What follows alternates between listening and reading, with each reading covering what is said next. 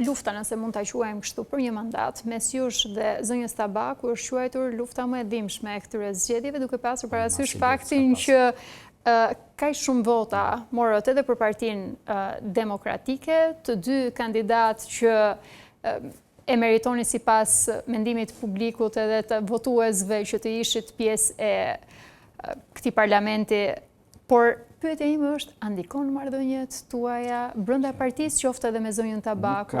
Nuk ka asnjë luftë ndërmjet me edhe zonjës Tabaku.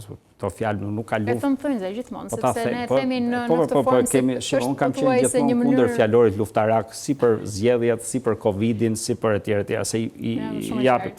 Nuk funksionon kështu. Kjo është një lloj gare mes njerëzish. Pra, le të themi, gara e ideve, gara e mendimit, gara e pastërtisë është me kundërshtarin politik. Dhe ky është problemi i këtij sistemi zgjedhor, që unë thash po e lavdroj, po e quaj hibrid. Se ky është për t'u hedhur në kosht që ditën e parë që duhet të shkojnë në parlament, për parlamenti i ri gjëja e parë që do të bëjë do ta hedhë këtë. Se ky është prodhu me i kthy syt jo ke gara ndërmjet dy kundërshtarëve politik kryesor PS dhe PD, mes ideve, programeve, njerëzve ndërmjet tyre, por hajde të shohim mrena shtëpisë tonë dhe mrena shtëpisë tyre PS-ja. Se ky është realiteti i këtij sistemi. Dhe kjo nuk duhet ndodh.